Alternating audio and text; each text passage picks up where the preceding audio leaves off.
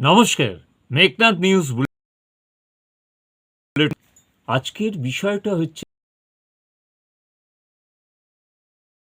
যে বিষয়টা বুঝতেই পারছেন, প্রাক্তন মুখ্যমন্ত্রী মমতা বন্দ্যোপাধ্যায় হঠাৎ হাইকোর্টে চলে গিয়েছিলেন।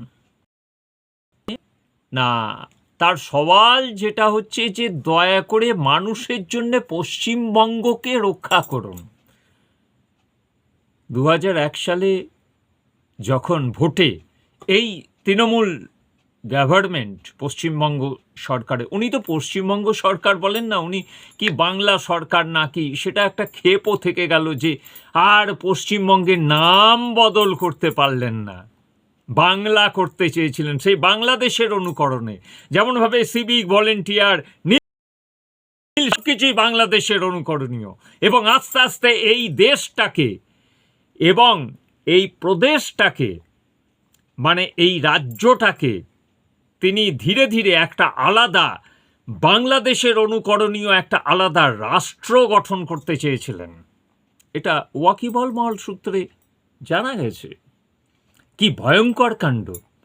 তিনি তারপর আর ক্ষমতার বাইরে তো তিনি কোনোদিন থাকতে পারেননি। বিরোধী নেত্রী হিসেবেও তিনি অ্যাট প্রেজেন্ট অসফল। গতবারেও তিনি শুভেন্দু অধিকারীর কাছে হেরেছিলেন, এবারেও হারলেন। বিরোধী যে দলনেত্রীর যে মানে হচ্ছে যে সম্মানটুকু, সেটুকু খুইয়েছেন। কারণ বাংলার মানুষকে আর পছন্দ করেন না এবং তার প্রতি বীতশ্রদ্ধ এটা একবারে সোজা সাপটা পরিষ্কার হয়ে গেছে। এ বিষয়ে কোনো দ্বিমত নেই।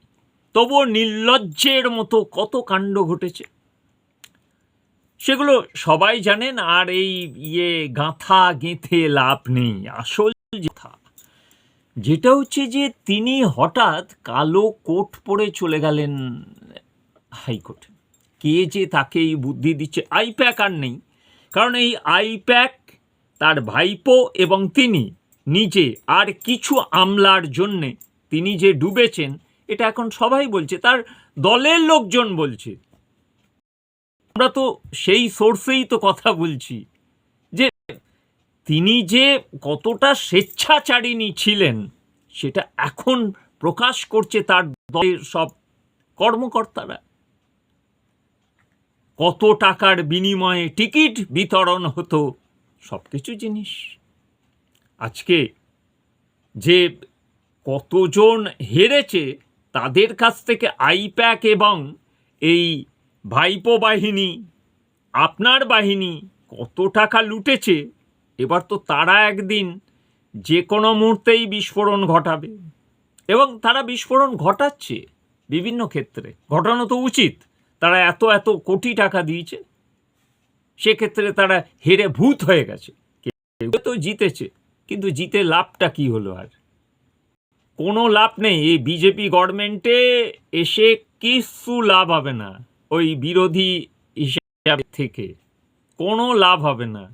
গোটা রাজ্যে দেখছেন তো যা হচ্ছে, বুলডোজার চলবে, তারপর হচ্ছে যা বিধি নিষেধ সব কিছুই চলবে, কোনো রেয়াত করা হবে না। এটাই হচ্ছে কিন্তু গভর্নমেন্ট, এটাই হচ্ছে যেটা মানুষকে স্বাচ্ছন্দ্য দেওয়া। এতদিন কি চলেছে? তোষামোদী রাজনীতি। এই মমতা বন্দ্যোপাধ্যায় কি করেছেন? এক শ্রেণীর মানুষকে উঠিয়েছেন, এক সম্প্রদায় মানুষকে নামিয়েছেন। এটাই তো হয়েছে। তার ফলশ্রুতি আজকে কি হয়েছে? ভোট ভাগাভাগি হয়ে গেছে। ভোট ভাগাভাগি হয়ে গেছে। তিনি যেসব ভোট চেয়েছিলেন দুটো সম্প্রদায়ের কাছে, কোনো সম্প্রদায়ের ভোট তিনি পাননি। এটাই বাস্তব। একদিন বলেছিলেন না, দুধের গাইদের dot dot dot dot dot, কি হলো? তারা কি করলো? আপনাকে ছেঁটে ফেলে দিল।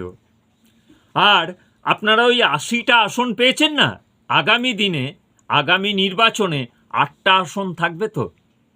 এটাও সংশয় জাগে। কারণ আর নয়, আপনাদের সংগঠন বলে আর কিছু নেই। বামেদের যেটুকু সংগঠনও আছে সেটুকু সংগঠন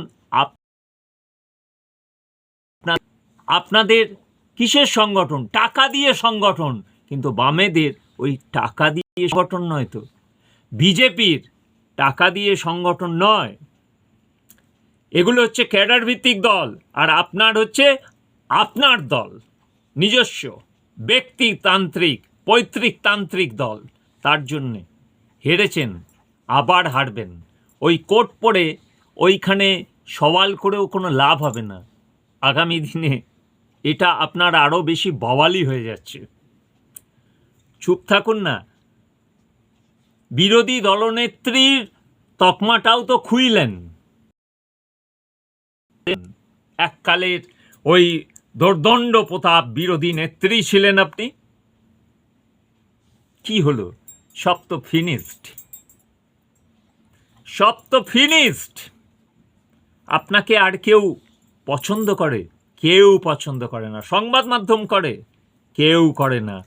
আপনার যে ছবি প্রথম পাতায় ছাপা হতো, আজকের প্রতিটা সংবাদপত্র দৈনিকের আপনার কোথায় 5-এর পাতায়, কোথায় 7-এর পাতায় আপনার ছবি যাচ্ছে, তাও এইটুকু সাইজের ছোট 5 কলমের নিচে ছবি।